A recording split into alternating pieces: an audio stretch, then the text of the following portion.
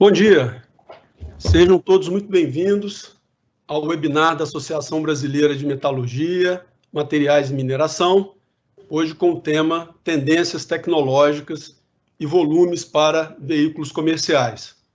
Meu nome é Charles Martins, eu sou gerente-geral de Pesquisa e Desenvolvimento para a América do Sul da ArcelorMittal, e como uma introdução, eu gostaria de informar que a Associação Brasileira de Metalurgia, Materiais e Mineração, a ABM, entidade com mais de 76 anos de existência, realiza como parte de seu programa de fusão digital, tecnologia e inovação, este webinar, Tendências Tecnológicas e Volumes para Veículos Comerciais, que tem como objetivo dar uma visão global e regional de como as novas tecnologias vão afetar o futuro e os volumes dos veículos comerciais ao longo dessa década.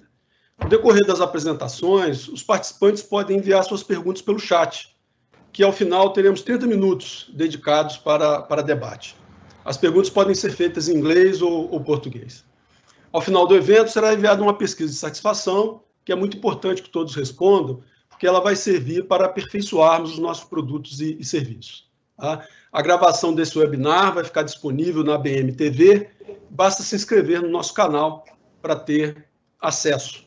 Agradecemos a presença de todos, vamos dar início ao nosso webinar, para conduzir essa palestra, eu gostaria de convidar o engenheiro Carlos Alberto Brigante para proferir a apresentação. Carlos Alberto Brigante é engenheiro de materiais pela Universidade Federal de São Carlos, ele tem mestrado pela Escola Politécnica da USP, com 30 anos de experiência em várias posições executivas da indústria automotiva global, tais como presidente da Eaton Corporation no Brasil, gerente-geral da Eaton Corporation para a Europa e Japão. Nesse período, ele liderou importantes projetos estratégicos e de turnaround de negócios. Tem experiência de 12 anos em consultoria de negócios, sendo atualmente presidente do grupo Engenho, consultoria e managing Director da Power Systems Research para a América do Sul. Foi diretor da ABM durante 8 anos também, membro do Conselho de Sistemistas do Sindipeças, membro do Conselho de Fornecedores da General Motors. Atualmente é membro do Conselho Consultivo e da Comissão de Tecnologia Diesel da SAE Brasil e membro do Comitê Automotivo da ANCHAM. Bom, seja muito bem-vindo, engenheiro Carlos Brigante, e a palavra está com você. Ok. Bom dia a todos.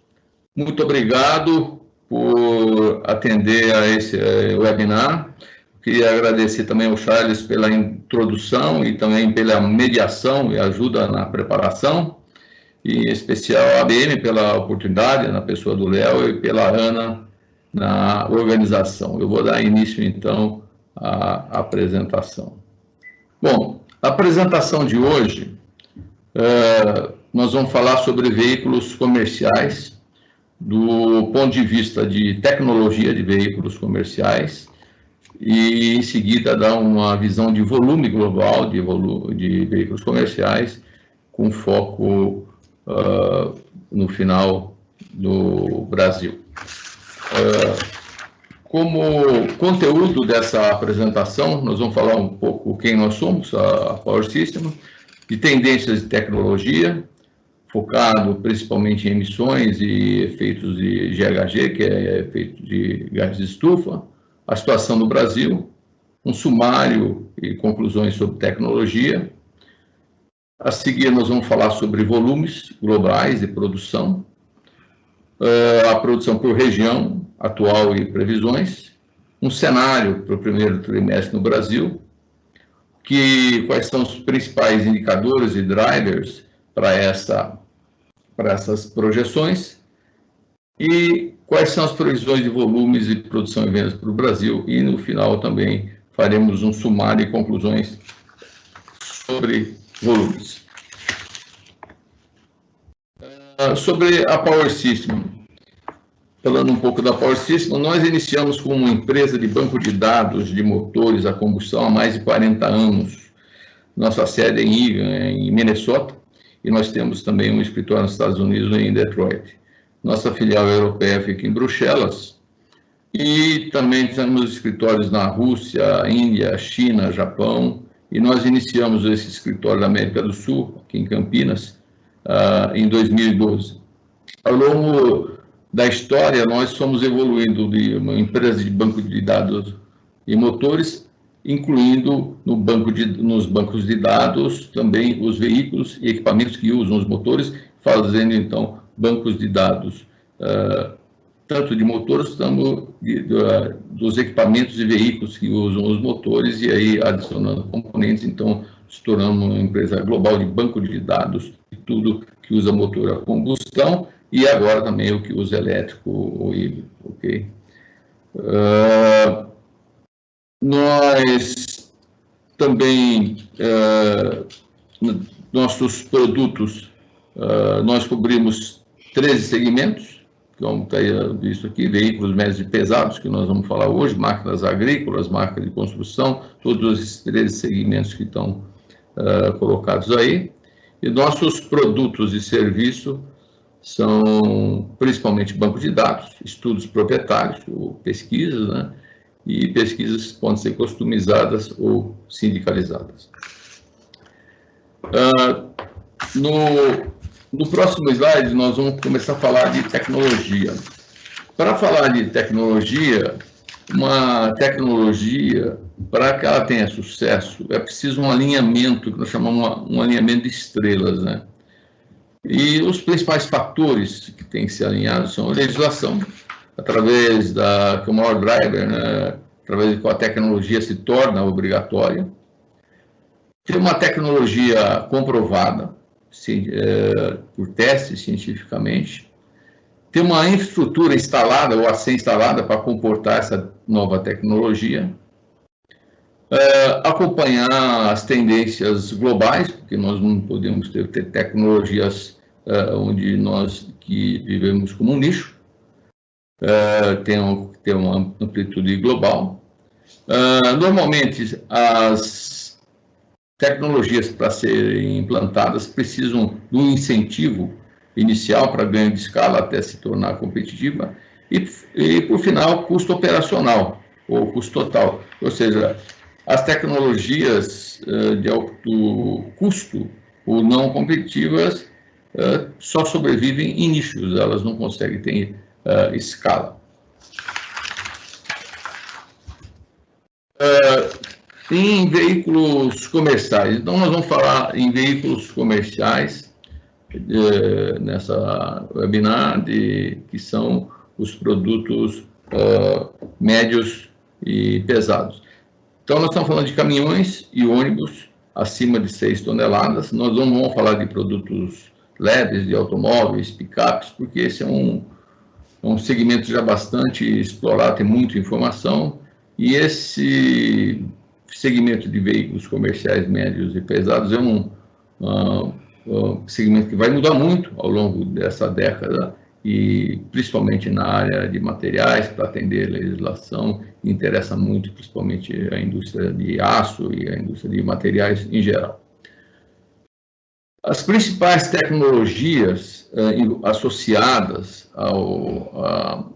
atualmente a esses veículos são a redução de emissões tóxicas, né? CO, óxido de nitrogênio, particulado, as reduções de gases de efeito estufa, ou greenhouse gases, né? Que é basicamente a redução de CO2, certo?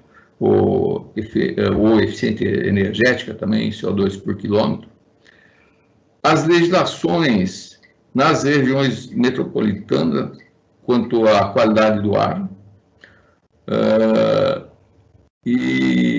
porque essas três são que vão impactar fortemente a tecnologia de materiais nessa década. Outras tecnologias como segurança veicular, conectividade e veículos autônomos não serão abordadas nessa apresentação. Também são tecnologias que vão seguir nessa década, mas não vão ser abordadas nessa apresentação. Bom, mudando agora, vamos falar sobre a legislação de emissões. Tem aqui um quadro resumo sobre a situação um sumário da como está o nível de emissões nas principais regiões produtoras de veículos regionais comerciais do mundo. Em azul estão as emissões tóxicas. Então, começando só para explicar o slide, né? Na Europa, Comunidade Europeia, né? A Comunidade Europeia, e essa barra vermelha aqui, ela significa o ano. Nós estamos em 2021. A Europa já implantou o Euro 6, está se movimentando para implantar o Euro 7. Isso em termos de gases ou componentes tóxicos, certo? Também a Europa já implantou ou está implantando as metas para redução de CO2, certo? Ou eficiência energética, certo? 15% de redução nesse ciclo 2019-2020. Nós vamos falar um pouquinho mais para frente como é que está a Europa, mas já estabeleceu targets para redução de emissão de CO2. Os Estados Unidos se dividem em duas partes, os Estados Unidos como o país, e a Califórnia, que é um estado onde a legislação é mais rigorosa. O EPA Tier 3 está equivalente ao Euro 6, então estão mais ou menos equivalentes, também já implantaram, né? Desde 2016, nesse mesmo nível. E os Estados Unidos foi a primeira região a implantar limites de eficiência energética, e eles estão já na segunda fase de limite de redução de CO2 por quilômetro de 2018 a 2027. A Califórnia é mais rigorosa, né? Ela está sempre um pouco à frente dos Estados Unidos, segue a mesma legislação, mas sempre com prazos mais adiantados em relação aos Estados Unidos. O Japão também já implantou o equivalente ao Euro 6, também já tem metas e objetivos para redução de CO2, e para 2015, implantou em 2015 e também tem agora para 2025. Na Índia, a Índia também já implantou ano passado o equivalente a Euro 6 e também está fazendo os testes para implantar CO2. E a China, que nós vamos fazer uma coisa, dar um foco mais no que a China está fazendo. A China acabou de implantar o Euro 6, o China 6 do ano passado, já estabeleceu as fases de redução de emissões de CO2, e a China fez mais alguma coisa que vai influenciou muito em volumes e também em meio ambiente. A China eliminou todos os veículos em 2020, China 3, certo? Ou seja, não pode mais circular, foram tipo uma renovação de frota. Hoje toda a frota ela contempla de China 4 para cima, certo? Então esse é um resumo do que está acontecendo no mundo em termos de legislação de emissões tóxicas ou de CO2. Aí nós temos as regiões metropolitanas, que elas normalmente são mais rigorosas em termos de implantação do que as regiões do país ou comunidade, ou como a comunidade europeia. Então, nós temos na China regiões metropolitanas. Nós temos, já em 2017, Shenzhen com 100% já tem com ônibus elétricos, em Beijing, Shanghai, Hangzhou e outras cidades já estão com 100%, já viraram a maioria para ônibus elétricos em 2020. E de forma que a frota, ao final de ônibus elétricos urbanos está em torno de 50% em toda a China. E 2021 deve ter, em termos de ônibus urbanos, 80% serão elétricos e 20% a gás natural. Estados Unidos, já a Califórnia está na frente, né? Ela tem uma exigência a partir de 2024. As regiões metropolitanas, todas as cidades começam a ter cada ano 5% dos novos veículos tem que ser elétricos ou emissão zero, né? Certo? Em Los Angeles, a partir de 2030, 100% dos ônibus urbanos tem que ser elétricos. Em 2035, São Francisco, e em 2040, outras regiões, como Nova York em Seattle, 100% de ônibus elétricos. Então, a China está bem mais adiantada, né? E o Canadá segue os Estados Unidos, mas só em 2040. Na Europa, restrições claras nós temos em Londres, que tem multa para quem não circular com um veículo comercial e não atenda a Euro 6 na região metropolitana. Temos todas as cidades, aqui Atenas, Paris, Londres, todas as cidades descritas aí, e vão ter restrições a partir de 2030 à circulação de combustíveis fósseis, quer dizer, só pode ter veículo com combustíveis não fósseis. Agora, mudando um pouco para a América Latina, como está a América Latina? O México já implantou Euro 6 em 2019, a Colômbia em 2019 para regiões metropolitanas, tais como Bogotá e Medellín, em 2019, 2020 em todo o país, e Bogotá tem um plano de ter 2.000 ônibus elétricos em 2021 e 700 ônibus a gás. Deverá ser a cidade da América Latina com maior número de ônibus elétricos e a gás em 2021. Na Argentina, nós temos um plano a ser considerado de cidade limpa, né, que está sendo, basicamente, um teste, né, vários ônibus estão sendo testados, elétricos a gás, para começaram a ser testados em 2019, para ver qual seria a melhor opção. E no Chile, na região de Santiago, metropolitana de Santiago, já está implantado o Euro 6 desde 2019, com uma frota atual de 600 ônibus elétricos.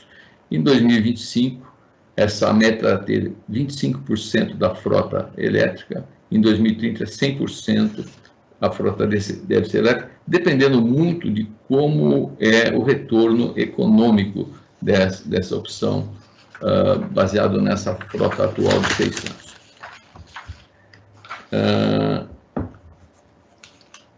Vamos falar do Brasil, certo? Falamos da América Latina, falamos do Brasil. Bom, no Brasil, nós temos 2023 a implantação do Procon 8 ou Euro 6, vai se dar agora em 2023. Para eficiência energética, em 2027 nós vamos definir os padrões, como vai se emitir eficiência energética, ou CO2 por quilômetro, e em 2032 serão definidos os targets, isso em termos de país. Como região metropolitana, nós temos a legislação de São Paulo, que em 2028 vai requerer que 50% dos ônibus que estejam em circulação sejam de combustível não fóssil, com 80% da redução de óxido de nitrogênio e 90% da redução de particulato, que são os componentes mais tóxicos para a qualidade de vida humana. E em 2038, 100% devem ser, dos ônibus devem ser combustíveis não fósseis, e com 95% de redução de óxido de nitrogênio, 95% de redução de particulato. Com essas legislações, que nas principais regiões do mundo, que nós teríamos em termos de powertrain? Vamos falar da China, certo? Hoje, eu vou pegar o ano de 2019, porque o ano de 2019, o ano de 2020 é conturbado pela pandemia, né? E, então, em azul, em termos de veículos comerciais, está a propulsão a diesel, certo? Depois em laranja na gasolina, o azul claro é elétrico, gás natural ou cinza, né? Como está aqui na legenda. Então, em 2019, nós tínhamos 86% dos veículos comerciais na China, num total de, basicamente, 1.500.000 veículos, 86% com propulsão diesel, 8% com propulsão a gás natural, 5% com propulsão elétrica. Nós devemos ter, ao final da década, 10% vai cair, o diesel deve cair para 76% da propulsão, o gás natural deve subir para 10% e elétrico é o que vai mais crescer com 12%, com toda essa legislação que eu falei anteriormente, principalmente em regiões metropolitanas. Nos Estados Unidos, ou América do Norte, né, em geral, nós temos 89% a diesel, certo? 8% a gasolina, que é a particularidade dos Estados Unidos, usar gasolina em veículo comercial, e muito pouco elétrico ou gás natural tínhamos em 2019, mas deve evoluir para 5% de elétrico em 2030 e 2% de gás natural. É um mercado, vamos dizer, 1/3 do mercado da China, né? Na Europa, 97% diesel em 2019, apenas 2% gás natural, deve evoluir rapidamente ao longo dessa década para 8% da frota com elétrico e 4% com gás natural. Essas são as principais regiões produtoras do mundo. Como fica o Brasil nessa situação? O Brasil, nós vamos comentar, ele está um pouco atrasado em termos de legislação, mas ele tem algumas opções muito interessantes, né?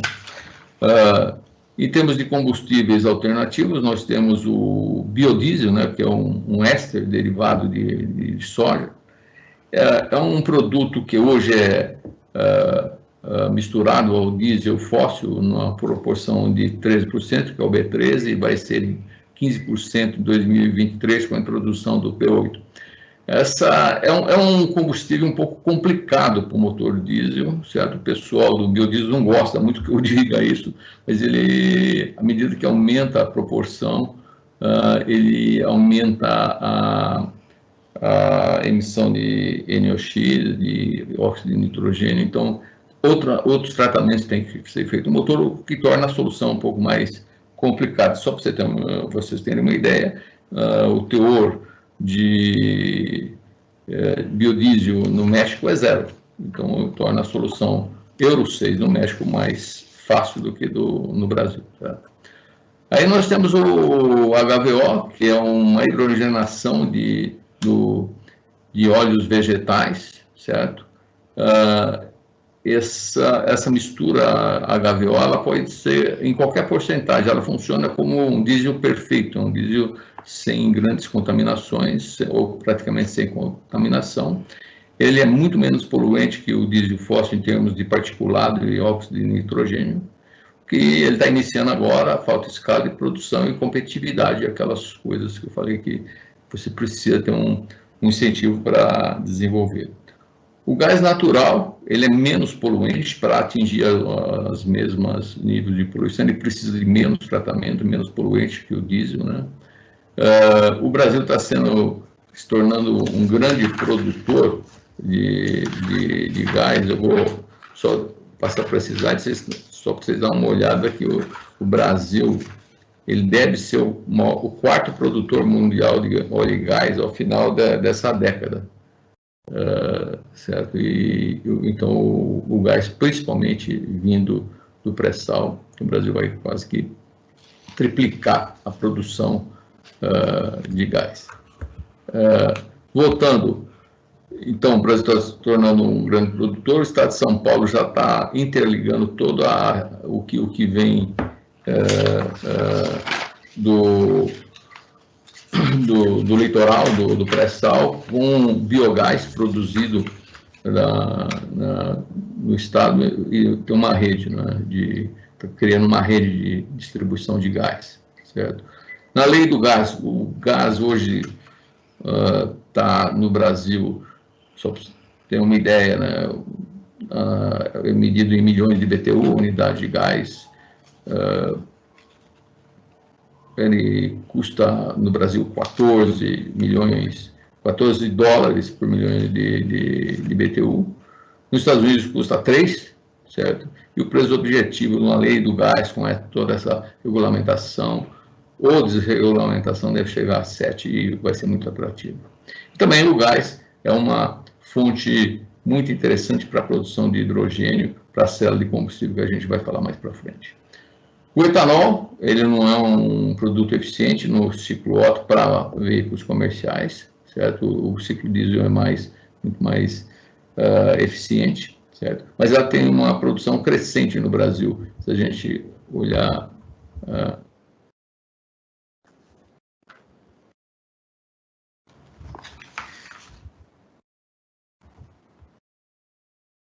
a produção de etanol no Brasil, crescente também ao longo dessa década. Nós temos previsões até 2026 e não está adicionado nessas previsões uma nova tecnologia que está nascendo no Brasil, que é produzir etanol de milho, que talvez seja mais barato que o etanol de cana, e também o que se chama segunda geração etanol de celulose, que vai adicionar mais essa produção. Então, o etanol é principalmente uma fonte de hidrogênio para a célula de combustível, é assim que ele é uma alternativa para veículos comerciais. Mudando para os elétricos. Os elétricos que eles chamam plug-in, aqueles que você liga numa tomada, certo? E coloca energia. Tem muito sucesso na China, certo? E futuramente na Europa, certo? A questão do Brasil é que o preço do veículo é 2 a 3 vezes maior que o de combustão interna. Nós precisamos de uma infraestrutura para isso, que nós não temos, certo? Ainda, certo? E o tempo de carga e o peso das baterias é um problema para o transporte de longa distância, porque você acaba carregando num veículo de aplicação, onde a principal aplicação é levar carga, você leva uma carga com a bateria como peso adicional, e também você tem que achar postos que demoram 8 horas para carregar. Então, isso ele é pouca atratividade. Então, cai naquele lado, uma tecnologia, uma das estrelas é ter custo e ter infraestrutura, que não tem no plug-in. No caso de célula de combustível, o custo ainda é um problema, porque não tem escala, né? Porém, no Brasil, um dos maiores problemas de célula de combustível, que o combustível é o hidrogênio. Porém, o hidrogênio, agora, nós temos estações, já foi desenvolvido estações que podem obter hidrogênio a partir de gás natural e etanol. Então, se você tiver uma estrutura de distribuição de gás natural e etanol, já seria, você teria o hidrogênio produzido nessas estações e seria o combustível para esses veículos. Já existem alternativas em circuitos mais fechados, por exemplo, em empilhadeiras, já existe empilhadeira funcionando com célula de combustível. Por último, os híbridos, né? Os híbridos, eles são uma mistura entre o elétrico, a combinação do elétrico e combustão interna, certo? E a viabilidade, mesmo em preço também, estão em preço intermediário entre de combustão interna e elétrico, certo? E a viabilidade depende muito do que a gente chama do drive cycle, como o veículo anda.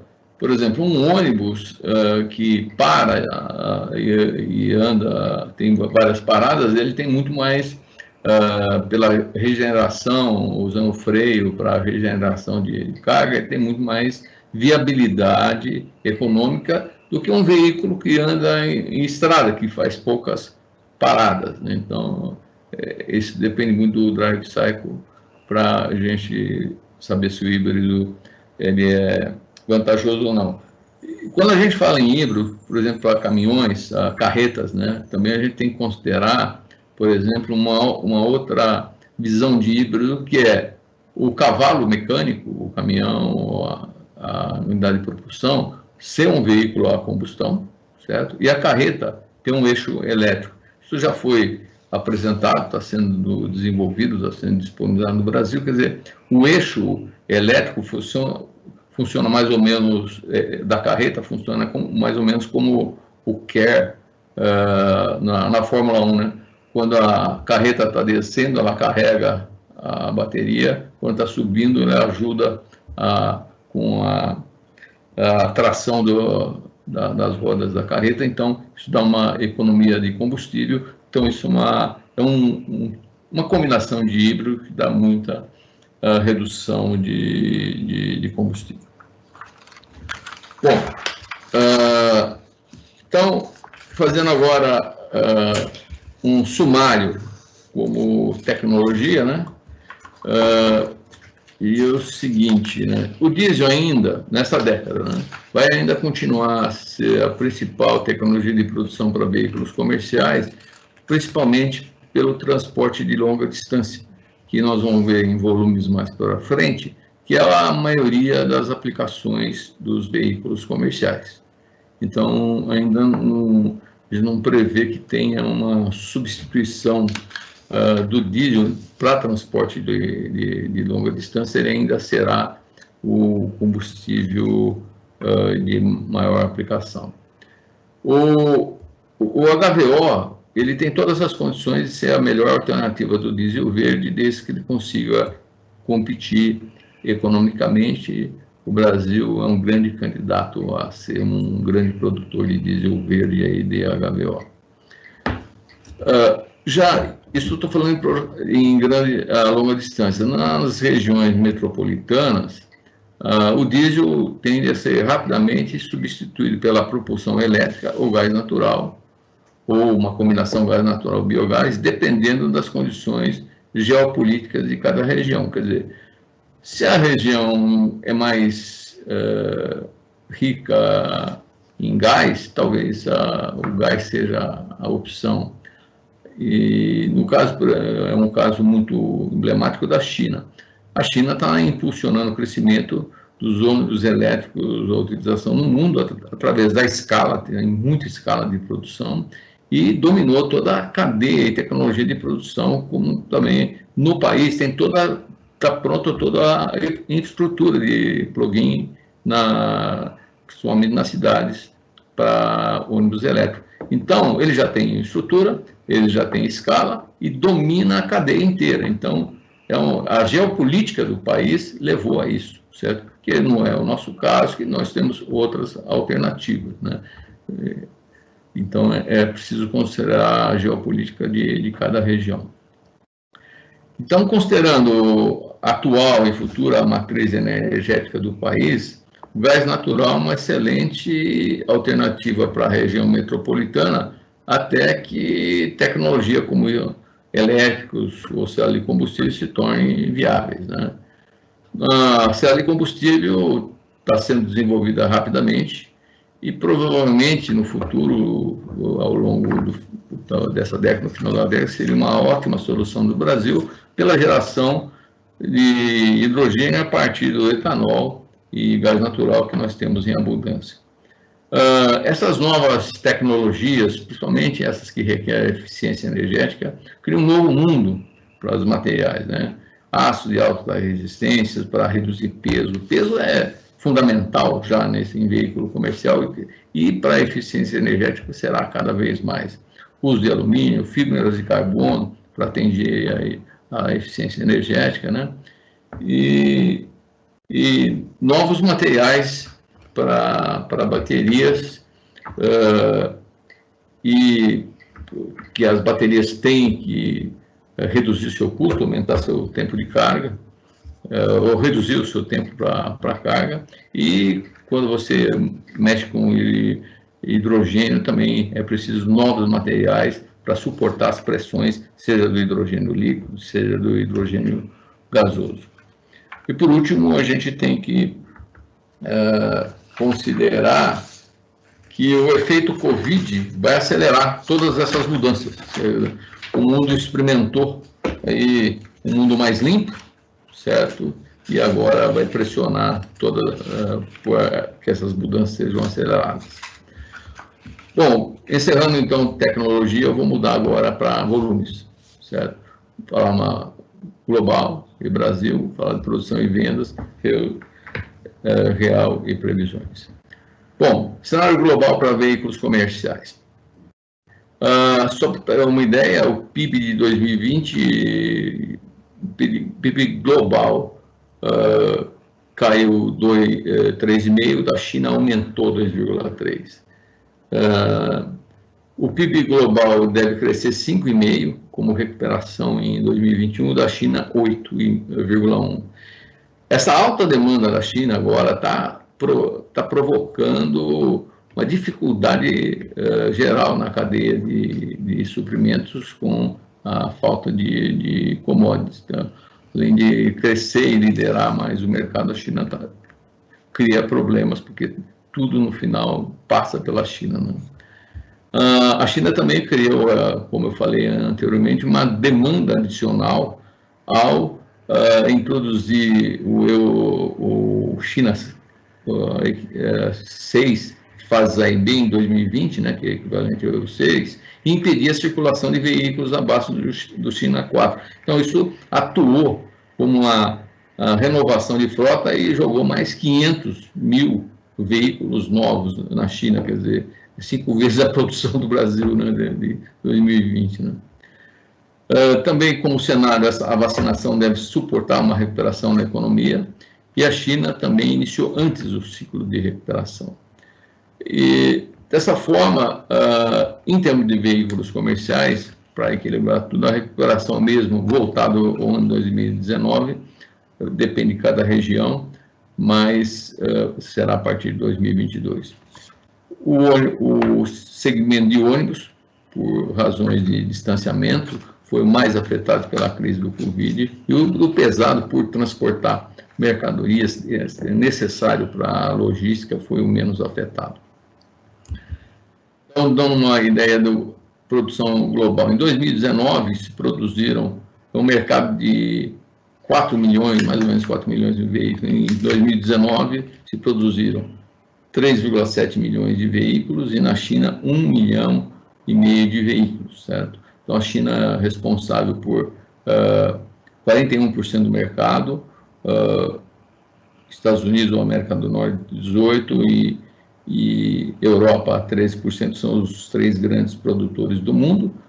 Os 4% ali em América do Sul, basicamente o grande produtor, 90% é Brasil, certo? Em 2020, esse volume caiu para 3,3 milhões, mas a China, por causa da mudança de legislação, ela mudou de 1,5 milhão para 1,8 milhões de veículos. Então, ela passou a ter 56% do mercado com essa estratégia.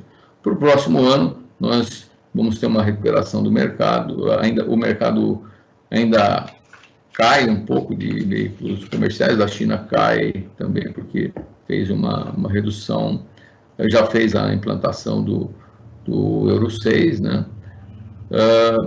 mas a China continua ainda sendo a região, vai ser ainda a grande líder de produção de veículos comerciais. Por segmento, nós temos as mesmas variações de volume, porém, os pesados, aqueles que transportam carga de longa distância, eles são sempre maioria do mercado, da ordem sempre acima de 60% do mercado, né? Um destaque em azul claro para os ônibus, que eram 10% do mercado em 2019, caindo para 7% do mercado e começam a recuperar para 9% do mercado em 2021. Vamos falar um pouco do Brasil. O que a gente espera para o Brasil para 2021? Nós esperamos uma recuperação para 2021 em relação ao que caiu em 2020. Essa recuperação está baseada, o agronegócio continua, vai ter outra vez uma safra recorde e também uma área plantada. O segmento de construção está aquecido, nós tivemos os incentivos pelo governo, nós temos grandes oportunidades para investimento em infraestrutura, apesar de não estar andando, e as commodities minerais e agrícolas passam por um ciclo virtuoso de preço, certo? E o Brasil será o maior produtor de óleo e gás até 2027, talvez até 2030, porque a Petrobras alterou agora recentemente o plano estratégico deles. E precisa vai ter uma ação emergencial para as pessoas de baixa renda e também para as empresas agora, no curto prazo. Esse é o lado positivo. Qual é o lado negativo? O PIB caiu 4%, porém ele vem de uma série de crescimento baixo, certo? Então, cair 4% quando você cresceu pouco também não é um grande resultado, né? Nós estamos tendo um controle deficiente da pandemia. Cada dia nós temos uma notícia pior. Isso é ruim, né? Nós, pelos fatores tanto da China como toda a logística que foi impactada pelo Covid, temos falta de insumos e riscos na cadeia de fornecimento. Temos uma taxa de desemprego alta. Faltam reformas estruturais que limitam o crescimento do PIB acima de 3%. Falta confiança no mercado para atrair investimento estrangeiro e nós precisamos, principalmente em infraestrutura. Essas questões políticas que impedem a introdução de reformas.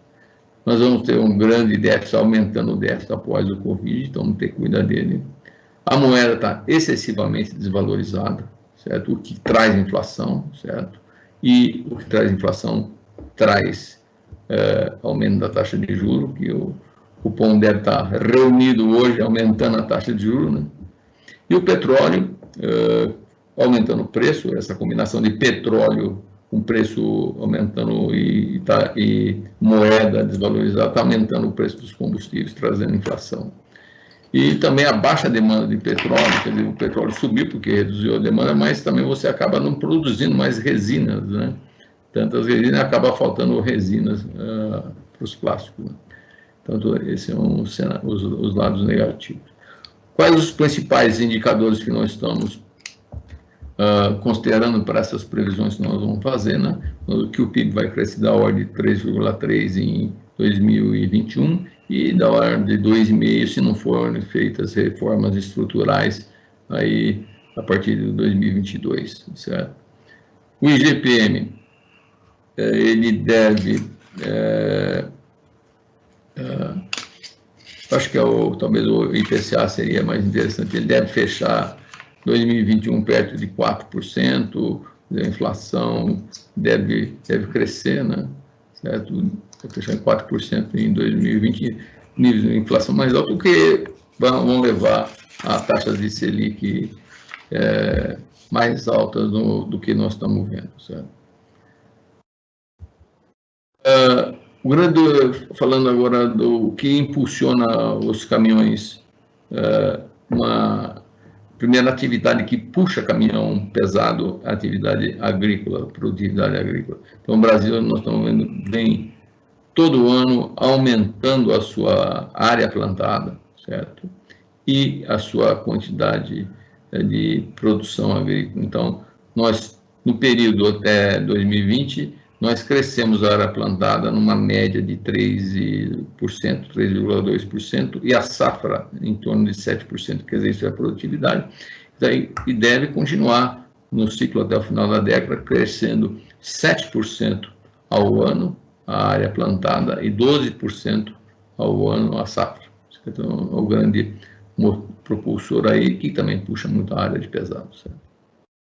Investimento em infraestrutura, nós temos muita demanda para investimento em infraestrutura, isso depende ou de investimento privado ou do governo. O governo está muito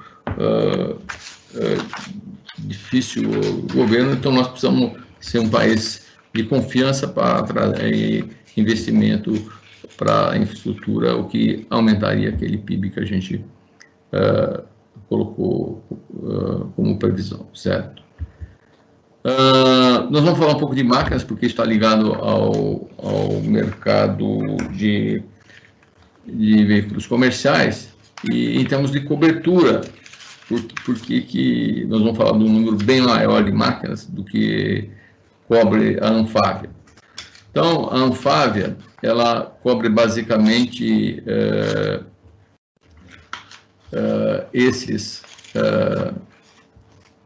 os associados e a produção desses associados. Então, 5 tipos de máquinas, certo? E basicamente 6 associados, e um deles talvez não vai nem reportar mais. E nós cobrimos uma quantidade muito maior de empresas e máquinas. Isso dá, se a gente comparar 2020, certo?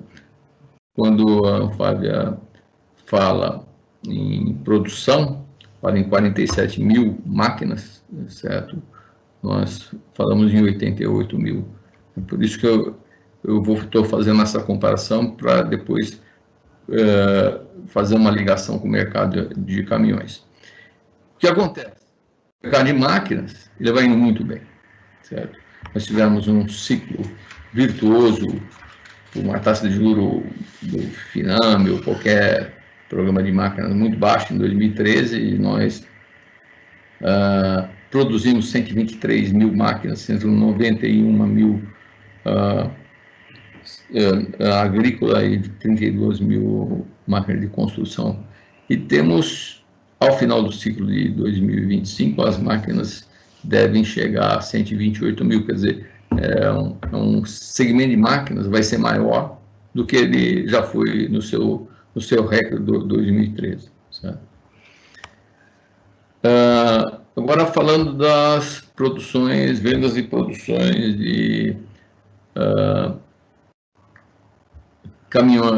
veículos médios e pesados. Nós tivemos um ciclo virtuoso também, principalmente em 2013, 2014, pelos juros baixos, disponibilidade de crédito, compra de oportunidade, né? E nós chegamos, então, a uma produção de 223 mil unidades e venda de 182 mil unidades. Então, foi o recorde do Brasil em produção de veículos comerciais. E depois, a partir de 2014, então 2015, nós tivemos uma crise violenta no setor, chegando a 2016, nós produzimos abaixo de 80 mil veículos comerciais e passamos por uma crise muito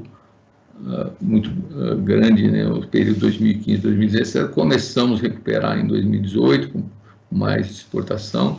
2019 o mercado já chegou a 117 mil de vendas, a 140 mil de produção, certo? Então, um início de recuperação após a grase. E aí veio o Covid. O Covid derrubou o mercado, mas não numa proporção como foram outros mercados ainda. E de forma que o mercado de veículos comerciais está bem aquecido, tá, inclusive faltando veículos. e a nossa previsão, então, que ele volte a ser, em 2021, muito próximo do mercado do que foi em 2019, certo? E em 2022, nós estamos prevendo um pre-buy, que por causa do Euro 6 ser em 2023, então, normalmente tem uma compra para que o veículo sobe de preço, então se compra mais veículos e depois cai no ano de 2023 e chega no final do ciclo aí com perto de 190 mil de produção e 160 mil de venda. Quer dizer, ainda nós não vamos chegar em veículos comerciais, como em máquinas, nós vamos chegar no recorde que nós tivemos em 2013. Em termos de produção por segmento, em 2013 nós tínhamos uma grande maioria de produção em pesados, continuamos em pesados, agora o pesado também tem muitos subsegmentos, nós estamos ganhando muito em extra pesados, que são acima de 43 toneladas, certo? E vamos continuar mais ou menos a distribuição, vai ser mais ou menos a mesma, quer dizer, o ônibus caiu em 2020 para 2017% e deve voltar em 2025 na sua participação próxima de 20% do mercado é o ônibus, né? E nós, na era pré-Covid, 2013, nós caímos em média 8% ao ano, né, para 2013 a 2019, e agora uma era de crescimento, nós vamos crescer 10% ao ano de 2020 até 2025. Sumário e conclusões sobre volumes. A China está aumentando a liderança global em veículos comerciais. O Brasil deve recuperar os volumes de 2019 em 2021. Quer dizer, está melhor que o mundo, né? O mundo só vai recuperar em 2022, né? A cadeia de suprimentos no Brasil está afetada pela demanda chinesa.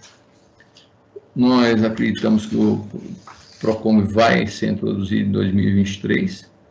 O segmento de ônibus foi o mais afetado globalmente pelo Covid. O agronegócio deve continuar a ser o principal propulsor do segmento de pesados. As projeções para 2025 de veículos comerciais ainda não estão abaixo do recorde obtido em 2013. Se a gente investir em estrutura, nós aceleraríamos o crescimento para o ciclo 2022-2025. E o controle de pandemia, que é uma incógnita para a gente hoje, é fundamental para a recuperação em 2021 e previsão em 2022-2025. E o Covid ele deve afetar muito a cadeia, a revisão da logística, de fornecedores, da cadeia de suprimentos. Muita gente já está correndo de reduzir a dependência da China, que todo mundo acordou agora que tem que mudar a cadeia de suprimentos pelo que nós estamos sofrendo. Bom, finalizando, aqui estão nossos contatos, nós ficamos em Campinas, e estão aqui os nossos endereços e pontos de contato. Muito obrigado pela BM, pela oportunidade, para todos aqui atender o seminário. E passamos, então, aberto para a sessão de perguntas. Muito obrigado. Ok. Muito obrigado, engenheiro Gigante, pela ótima apresentação, muito clara, muito pesada. Então, seguindo a nossa programação, a gente passa, então, para uma etapa de perguntas e debate. Nós incentivamos todos os participantes a fazerem as suas perguntas pelo chat, ok? Brigante, nós temos aqui já algumas perguntas. Vou passar, então. A primeira é de Irê Silva. Na sua opinião, Brigante, qual a expectativa de implementação do Euro 7 na Europa? E qual a expectativa da China seguir a equivalência do Euro 7, na sua opinião? Ó, a China, ela tem um problema tinha, né, um problema de poluição, principalmente em área metropolitana, muito pior que nós temos, né, e ela está resolvendo isso rapidamente, né, com essas implementações rápidas de legislação, né, como eu já mostrei. Então, a tendência da China é seguir a Europa.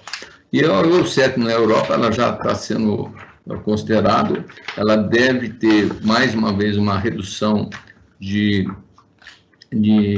desses componentes de efeito tóxico, e agora começa a se olhar o particulado, que é talvez o fator mais cancerígeno, né, da poluição, não só para a quantidade de particulado, mas para o tamanho do particulado, certo? O Euro 7 vai cuidar do tamanho do particulado, diminuindo para o tamanho do particulado. E a China deve seguir também o Euro 7. Agora, a China ela tem outras estratégias, como isso, tem a questão geopolítica. A China está recebendo já gás da Rússia, né, do gasoduto, e ela tem uma estrutura muito forte em elétrico, então não necessariamente ela vai seguir a legislação, mas não necessariamente no mesmo modelo em termos europeu, certo? A legislação pode ser idêntica, mas a solução diferente. Ok, obrigado. Seguindo para a próxima pergunta, nós temos uma pergunta aqui do Jetson. Na sua opinião, qual a melhor alternativa para a redução do custo de produção dos veículos elétricos comerciais acima de 6 toneladas e, consequentemente, maior acessibilidade para a compra por parte do consumidor final? Bom, vou começar com uma resposta provocativa, se o Brasil realmente precisa de veículo elétrico, certo?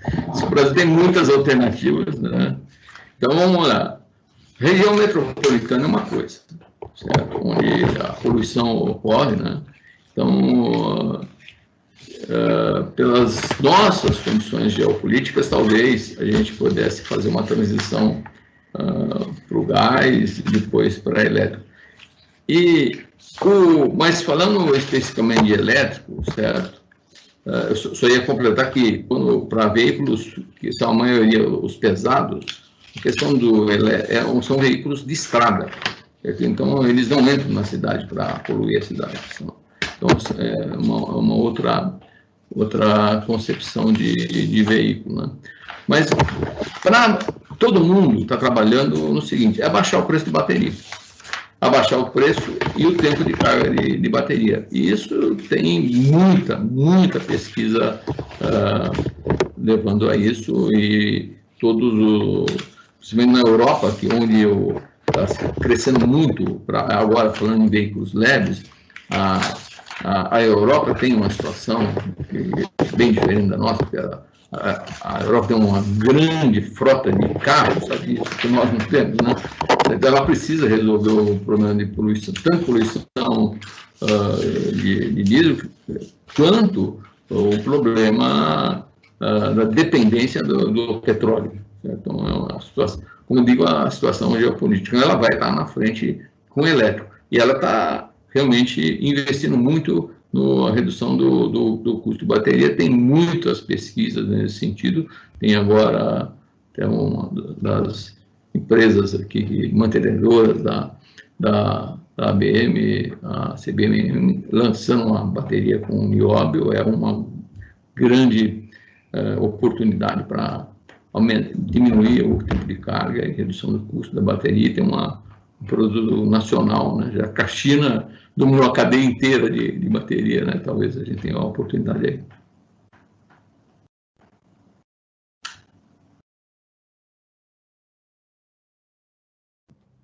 Ok. Temos mais uma pergunta, agora de José Tepedino. Na era da transformação digital, quais são as maiores dificuldades da indústria automotiva brasileira em acompanhar esse movimento? Bom, vamos olhar a cadeia automotiva, né? Uma coisa chama a indústria como um todo. Então, essa cadeia tem elos. Se a gente considerar o primeiro elo da cadeia, os OEMs, as montadoras, o segundo elo, os Tier 1, os sistemistas, são empresas que não têm dificuldade nenhuma, certo? A empresa a caminhar para uma manufatura 4.0, elas já estão ou já estão próximas disso, certo?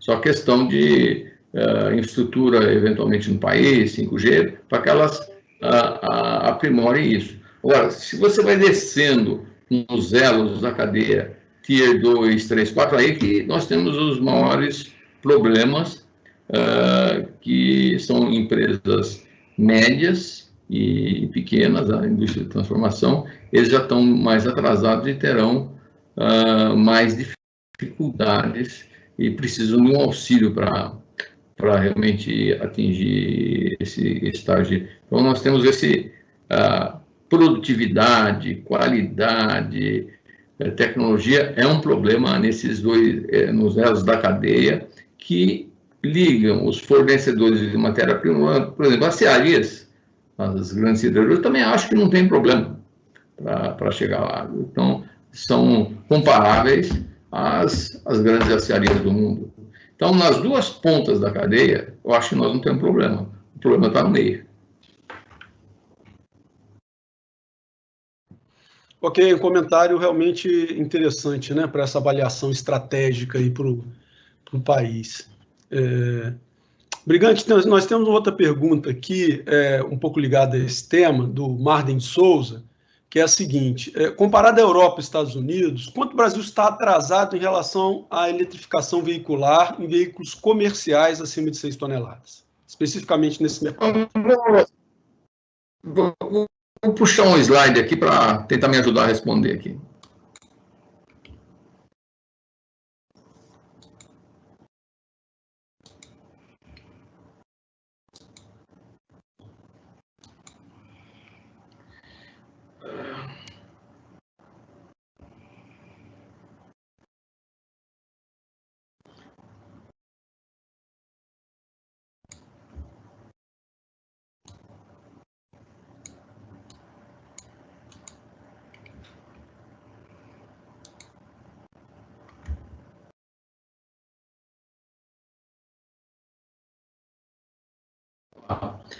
Então, isso aqui é Europa e Estados Unidos, né? Então, vamos ver. Em termos de veículos elétricos, a China está na frente, certo? Então, ela tem 5%, tinha em 2019, vai ter 10% dos veículos elétricos em 2030, e essa é uma visão pré-Covid, né? Isso deve aumentar ainda, né?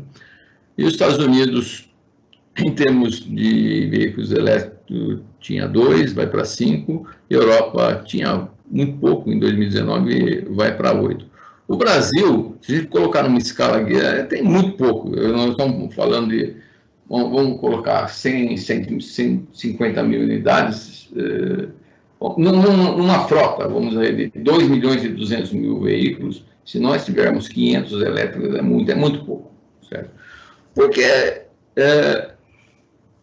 pelos motivos que eu falei, não há muita atratividade para elétrico no Brasil, certo?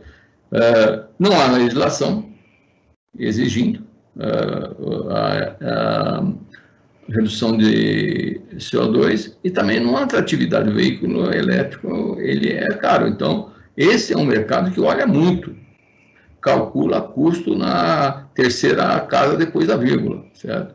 Então, se você não tiver um retorno do investimento, ele não caminha. Então, acho que o Brasil, ele está atrasado em relação a essas regiões do mundo, né, como eu mostro nesse gráfico, mas ele tem boas alternativas. Acho que talvez é o que tem o melhor portfólio de alternativa para reduzir esse gap, com outras soluções. Eu particularmente, agora uma opinião, minha pessoal, né, que eu acho que célula de combustível é um grande elemento que o Brasil dá um pulo aí, né, em termos de tecnologia. Ok, Brigante, mas explorando um pouquinho esse tema, a questão da infraestrutura, mais especificamente, não te preocupa aqui no país para essa evolução? Para infraestrutura para hidrogênio? Uhum. Bom, é o seguinte, como a gente procurou mostrar, a grande vantagem agora que se desenvolveu é a conversão de obter o hidrogênio a partir do gás natural e do etanol. A estrutura de distribuição de etanol e de gás natural também não é boa, certo? Quer dizer, a melhor estrutura de distribuição é do diesel, certo? Por isso que ele está na liderança. Mas não está muito difícil de se chegar a uma boa estrutura de distribuição de gás natural. Nós temos gás natural bem distribuído ao longo da costa no Brasil. Agora, nós temos gás natural produzido na Amazônia. Nós temos uma previsão de um gasoduto saindo de São Paulo, na cidade onde eu nasci, São Carlos, chegando em Brasília, né? Certo? Então, temos gás natural sendo produzido no Nordeste. Então, fazer uma infraestrutura de distribuição de gás natural me parece que não está muito difícil. O estado de São Paulo, em 2025, 2026, vai ter uma malha de distribuição de gás natural. E como nós temos produção em outras regiões, como eu disse, no Nordeste, no Amazonas, eu acho que não vai ser difícil. O etanol, eu acho que está muito concentrado aqui na região sudeste, um pouco na centro-oeste, o que torna a logística de distribuição muito cara. Mas com o etanol de milho ou etanol de celulose, talvez também a gente consiga uma melhor distribuição do etanol. Então, o chave é saber criar uma estrutura para os produtos que nós temos ou vamos ter em larga escala. Porque tendo etanol e gás natural, você pega postos de conversão e converte em hidrogênio. Então, essa seria a distribuição. Então, saiu daquela dificuldade, olha, eu tenho que criar uma estrutura de distribuição de hidrogênio. Não, você tem que criar uma estrutura de distribuição de gás natural e etanol. E aí você gera hidrogênio e abastece nessas estações. Tá ótimo, Brigante, bem claro. Temos uma pergunta agora do nosso amigo Francisco Dornelas, uma pergunta um pouco mais específica, Brigante. Qual a tua visão sobre o impacto da modalidade de locação de veículos via montadoras? Então, o tema seria esse. No cenário de crescimento de vendas, você acha que se essa moda pegar, os veículos, por exemplo, poderiam ser menores? É uma pergunta um pouco mais específica, você teria algum comentário sobre isso? Olha, outra vez, voltando para veículo leve, isso já é uma realidade, né? Eu, por exemplo, pessoalmente, esse ano decidi deixar de ser proprietário de carro, estou alugando carro, certo? Então, eu fiz a conta, eu acho que fica mais interessante você ter um carro alugado aí por um horizonte de 2 anos do que você comprar o carro, certo? Então, tem uma série de considerações, cada um tem a sua decisão estratégica, mas esse ano eu, particularmente, como muitas pessoas estão, nem veículos leves, estão abrindo mão da propriedade em função do aluguel. Eu acho que isso pode acontecer, e seria uma coisa muito interessante, porque nós falamos da China, da renovação de frota. O que impede uma renovação de frota agora, falando de veículos comerciais, é que nós temos uma grande parte de veículos comerciais bem antigos no Brasil, mas eles têm um valor muito alto. Quer dizer, um caminhão aí, um Mercedes 1113, aí, ele vale 30, 40 mil reais do mercado. Então, para você fazer uma redução uma renovação de frota, para tornar esse valor em sucata, você não consegue, né? Você não consegue comprar esse caminhão e falar, vou fazer com esse caminhão desmontar ele e fazer 30 mil reais, 40 mil reais, não faz. Então, esse é um problema. Agora, talvez se você criar a questão do aluguel, se caminhar para veículos comerciais, eu acho que é uma tendência, você começa a renovar a frota, acho que seria bom. Acho que é uma tendência, a questão de propriedade do veículo, ela está sendo bastante questionada, vamos dizer, em termos de modelo de vida, isso vai para os negócios também. Veículos comerciais é movido não muito pelo sentimento de propriedade, é movido por dinheiro, né? Porque se for dar dinheiro ou não dá dinheiro, né? Porque o cara usa o veículo para ganhar dinheiro, né? Então, se eles, à medida que o mercado sentir que é melhor alugar do que comprar, ele vai. Tá certo, Brigante, concordo com você. Obrigado pelo esclarecimento. A gente tem mais uma outra pergunta aqui, eu não identifico quem a fez. Qual o impacto do P8 no preço e no volume de vendas em 2022 e 2023? Pessoal, vamos lá. Eu achei uma pergunta que está aqui. Um slide aqui. Então, 2022, 2023, está aí, ó. Olha o P8, o que acontece com o P8, ele vai ter um impacto de preço. Vou falar uma coisa um pouco mais técnica aqui, mas que acho que vou tentar fazer me entender. Você tem dois tipos de tratamento, um que é circulação de gás, outro é o tratamento com ureia, né? Como opções nos veículos quando eles estão aí no P7. No P8 é obrigatório os dois, você tem que ter os dois para conseguir esse nível de emissão. Então, aqueles veículos que só usam a circulação de gás, o EGR, eles vão ter que adicionar mais o tratamento com ureia. Esses veículos vão ficar bem mais caros, certo? Então, é uma parte dos veículos comerciais. A maioria já usa o SR com ureia, né?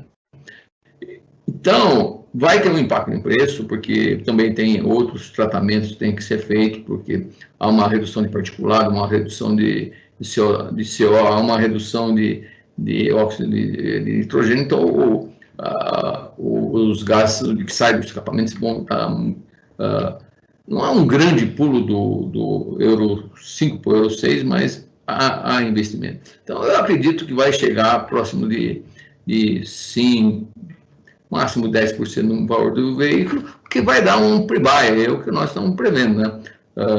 2022, você vende 150 mil veículos, você passa de 115 mil, você passa para 150 vender em 2022 e cai para 140 em 2023, é um pre-buy, né?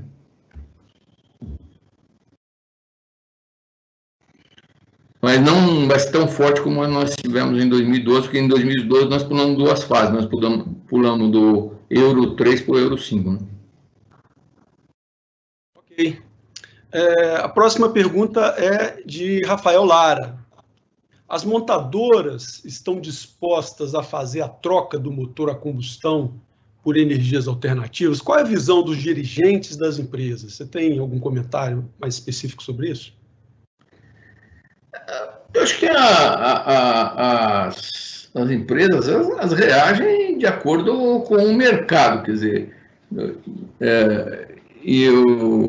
como eu disse, o grande drive para mudar uma tecnologia é a legislação. Ou o mercado te pressiona ou a legislação te pressiona. Ninguém vai fazer grandes mudanças se não tiver um driver, né? Então, a legislação, ela está mudando, mas a gente vê tanto a legislação de emissão tóxica, ela está um pouco atrasada, e a de emissão de CO2, ela está bem lá para frente em relação ao resto do mundo. Então, do ponto de vista de legislação, nós não vamos ser muito pressionados, as montadoras não vão ser muito pressionadas. Não acho que o mercado também vai pressionar para isso. Esse é um mercado que olha a bolsa, certo? Dá dinheiro, não dá dinheiro, certo? Então, ninguém vai buscar um veículo que vai custar mais por causa do meio ambiente. O mercado ele é bem pragmático. Eu quero um caminhão, eu quero um ônibus que me dê dinheiro, certo? Então, não é que o mercado despreza o meio ambiente, é um mercado que quem usa o veículo deles é para ganhar dinheiro, certo? Então, eu não vejo nenhuma iniciativa assim, se não for provocado pelo mercado ou não se for provocado por uma legislação. Ok, e explorando um pouquinho mais, Brigante, como você vê essa possibilidade de não só de uma mudança mais frequente, mais intensa da legislação brasileira, mas também potenciais incentivos fiscais por parte do governo. Como você vê esses dois itens? Eu acho que, assim, o governo atual está um pouco desarranjado, né, nessas agências, comissões, né? O próprio CONAMA teve uma grande reestruturação e você precisa dessas comissões, agências também organizadas, olhando o futuro. Por que a China faz essas alterações bem, vamos dizer, estratégicas? Porque eles têm visão de 20, 30 anos para frente, né? E nós não conseguimos ter uma visão de 2 anos. Essa é a visão estratégica. E nós demos com todo esse cenário político, demos uma desarranjada aí nessas agências e comissões. Nós precisamos arranjar isso e falar para onde que nós vamos. Eu acho que nós estamos meio sem saber para onde nós vamos. Primeiro, nós precisamos saber onde nós queremos ir. E aí, eu acho que a gente pode andar mais rápido, desde que a gente saiba para onde a gente está indo. Eu acho que o governo fez uma grande coisa já não atendendo ao pedido das montadoras em adiar o P8. Houve uma pressão e o governo falou não, certo? Isso já foi bom, certo? Eu acho em termos de... A primeira pergunta era... e a segunda qual que era mesmo? Eram 2 perguntas. Explorar um pouco a questão de possíveis incentivos fiscais do governo para essa evolução. Incentivo. Olha, com o déficit que nós temos, não podemos sonhar com incentivo. Eu acho que vai ser difícil o governo, nós estamos saindo de uma crise, uma dívida muito grande. Acho que a primeira prioridade agora se tiver algum incentivo, é para a infraestrutura, é para reduzir o desemprego. Eu acho que dificilmente vai ter um incentivo para a tecnologia. Agora, estrategicamente, nós poderíamos ter algum incentivo, eu acho. Por exemplo, nós, como eu falei, célula combustível é uma coisa que poderia ser incentivada, nós poderíamos mandar mais rapidamente. Nós temos, então, na ABM, nós já discutimos muito a questão dos terras raras, né? O Brasil é um grande, tem grandes reservas de terras raras e o mundo está morrendo aí por falta de semicondutores, né? E nós nunca conseguimos ser um produtor de terras raras e, portanto, de semicondutores, certo? E por questão estratégica, não dá dinheiro, ninguém vai, né? Então, tem essas coisas. Acho que nos pontos estratégicos nós deveríamos arrumar um incentivo. Mas também reconheço que, nesse momento, o caixa tá zerado. Né? É verdade, Brigante. A situação realmente está nessa direção. A gente tem mais uma pergunta de Irei Silva. Com o crescimento da oferta de gás natural no estado de São Paulo, você acredita que a adoção de CVHs no estado pode sobrepor a adoção de elétricos, principalmente no segmento de pick-up delivery, para caminhões aí de 7 a 12 toneladas? Eu acho que seria uma solução mais inteligente do que elétrico, porque se você vai usar o que você tem, certo? E para elétrico você vai ter que pôr em estrutura, você vai usar uma cadeia de suprimentos que você não tem, certo? Ainda, certo? Então, basicamente, sem nenhuma questão ideológica, nós criar uma dependência maior da China, certo? Ok, Brigante, temos mais uma pergunta aqui agora de Alexandre Pimentel. o que se tem feito ou planejado para descarte das baterias dos veículos elétricos após sua vida útil? Gostaria de comentar alguma coisa sobre isso? Isso nem eu, nem os fabricantes de veículos elétricos têm, e a grande questão para eles, né? Eu acho que é uma pergunta pertinente, muito interessante, mas eu não tenho a resposta e acredito que os fabricantes de veículos elétricos também não têm. Esse é o grande incógnito. O que nós vamos fazer com as baterias? Agora, Brilhante, com a evolução, né, das baterias, tem-se o potencial de redução desse impacto também. Sim, né? Sim. As novas tecnologias, os novos eletrólitos e a própria vida útil também das baterias. Há muitas pesquisas e muita evolução nessa área, certo? É muito rápido. Agora, isso, por exemplo, nós temos algumas coisas. Em 10 anos, o custo das baterias abaixou 90%, certo? Então, mas esses 10% que era ainda é caro, certo? Porque você não tem ideia vamos dizer, a bateria, ela ainda próximo de 60% a 70% do custo do veículo. E se ela durar só 6, 7 anos, em 6, 7 anos o veículo acabou, né? Então, esse é um grande desafio para os veículos elétricos na bateria. Quando um veículo é um veículo de carga também, um veículo que é 60%, como mostrei, do mercado, um veículo de transporte de longa distância, você está carregando bateria, um monte de bateria que atrapalha também na capacidade de carga do veículo, né? Então, tem muita coisa ainda para fazer para reduzir o peso, a eficiência das baterias, né? Ok, Brigante. Um tema que a gente poderia explorar um pouco em relação à nossa região aqui na América do Sul. O que você poderia comentar sobre isso, extrapolando um pouco aqui o Brasil e comentando sobre esse tema na América do Sul? Bom, a América do Sul, por exemplo, é uma região muito rica em gás, né? Certo? Então, o gás, ele seria uma solução bastante interessante para a América do Sul, principalmente nas áreas metropolitanas, né? Então, eu acho que se esses gasodutos evoluírem para a América do Sul, seria uma solução interessante, e do gás a gente pode partir para o hidrogênio. Acho que uma solução que serve para o Brasil talvez seja interessante para a América do Sul também. Ok, Brigante, nós estamos então encerrando agora a nossa fase de perguntas e debate. Gostaria mais uma vez de agradecer pela sua disponibilidade, pela qualidade da apresentação, pelo nível de atualização dos dados, tá? Pela riqueza dos comentários. Agradecer a todos aí que participaram com suas perguntas, seus questionamentos. Agradecer à ABM, a nossa entidade máxima aí brasileira, e ao nosso amigo Horacídio Leal pelo convite.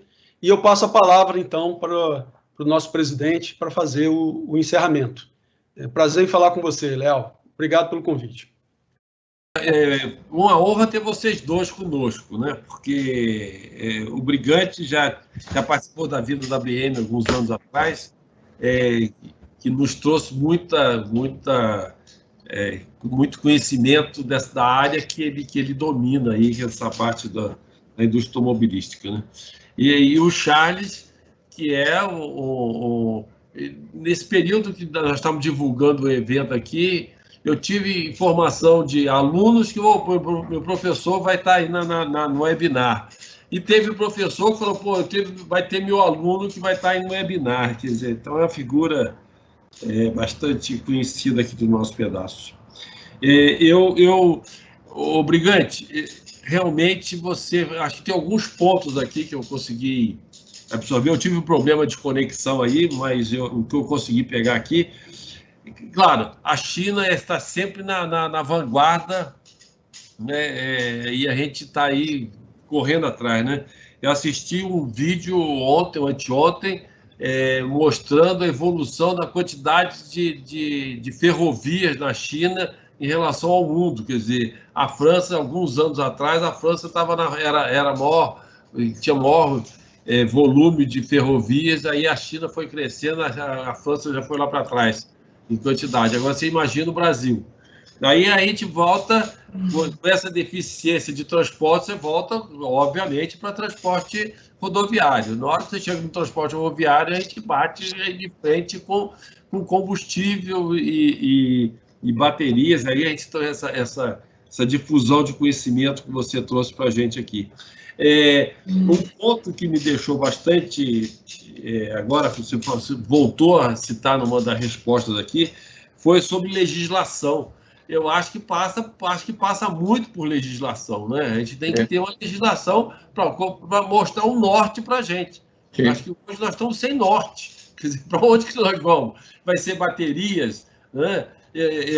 Você citou aí a CBMM, que eu acho que é uma das nossas mantenedoras atuantes nessa área, mas tem a WEG, que também está trabalhando, eu estou sabendo, a WEG está trabalhando muito com o desenvolvimento, aí afeta nossas usinas aqui, em termos de novos aços e tal, para fins elétricos, para as baterias que eles estão desenvolvendo.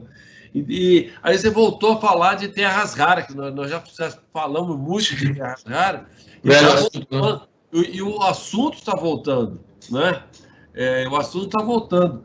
Eu tive uma informação, alguns anos atrás, e o Brasil tinha 10 pesquisadores lá no CETEM, lá no Rio, desenvolvendo terras raras, isso há algumas décadas atrás. A China tinha 3.000 pessoas. Então, nós estávamos estudando 10 pessoas estudando terras raras contra 3.000 estudando terras raras. Sendo que um dos potenciais de volume que nós temos aqui de produção de terra é aqui no Brasil. Então, você vê, a hora que nós estamos exportando, é igual nós estamos exportando a soja em vez de estar exportando o produto da soja, nós estamos exportando. Então, isso aí vai muito dentro dessa linha toda aqui, né? Acho que terras raras, eu acho que é um negócio que vai, daqui para frente, acho que vai ser um incentivo para a gente desenvolver. Isso tudo são temas para a gente trabalhar na ABM. O Charles está falando aqui da nossa entidade e tal, mas realmente eu acho que esses são temas que nós vamos ter que colocar nos nossos eventos daqui para frente, para ter essa discussão para frente. Eu estou sendo provocado pelo pessoal da mineração para a gente ver para lá para frente. Então, vamos falar para frente. Uma das coisas vai ser as terras raras, né? Então, eu acho que isso aí é uma coisa... O Charles está concordando comigo, acho que ele está concordando, e ele é o chefe de pesquisa de uma das maiores usinas aqui no Brasil, é uma das maiores usinas. A ABM pós-Covid, né? A ABM pós-Covid, exatamente. Que é outro mundo, né? É o mundo todo que nós estamos convivendo. Mas foi muito bom ouvir vocês aqui. As perguntas foram bastante interessantes, as perguntas também. O pessoal está atento aí com o tema, né? O Brigante, acho que esse vai ser a primeira de algumas. Você me provocou e agora que eu que vou te provocar. Acho que nós vamos ter que fazer outras. Não é verdade? Sem dúvida. Eu acho uma coisa que a gente pode pensar depois é falar um pouco de máquinas, né? Porque a gente pode falar de veículos leves, mas tem tanta coisa de veículos leves que é um pouco repetitivo, né? Tem tantos seminários, você pode olhar aí o webinar de veículos leves, e nós somos um grande produtor e estamos crescendo muito em máquinas, e acho que isso interessa muito a indústria siderúrgica ou materiais em geral, né? Você fala, então nós temos dois frentes aqui, né? O agronegócio e a construção, né? Sim. E os dois, máquina. Aqui no nosso bairro aqui, onde que eu moro, onde que a ABM também tem a sede, deve estar saindo aqui no entorno, nos nossos bairros aqui, deve estar saindo mais de 20 prédios. A quantidade de aço que o pessoal está montando e máquina atravessando a rua está demais, está muito grande. Quer dizer, isso é só um micro, né? Agora, você imagina, o Brasil está crescendo e infelizmente, está vindo muita gente para as cidades. Vindo muita gente para as cidades, vai ter que ter construção, não tem jeito. Né? Foi o que aconteceu com a China uns anos atrás. Mas é isso aí. Muito obrigado por vocês estarem participando. Obrigado, Charles, por ter aceitado aqui o convite. E o Brigante já está desafiado. Nós vamos pensar no outro. Vamos pensar. Um outro tema para a gente voltar nesse assunto. Mas acho que nós não vamos fugir muito aí de baterias, de terras raras, isso aí tudo, nós não vamos poder fugir, não. Né? Nós estamos participando de um evento lá de transformação mineral, né, lá no Ministério, e a nossa conselheira aqui, a Vânia Andrade, ela levou o assunto de ferrovias lá para dentro, né? Porque fatalmente nós vamos ter que crescer na parte de ferrovia. E isso aí acho que vai ser importante para o nosso setor também, aí, acho que esse desenvolvimento. Tá bom? Muito obrigado para vocês e até a próxima aí. Obrigado, Charles. Obrigado. Um abraço. Obrigado, Léo. Grande abraço. Obrigado. Tchau. Obrigado.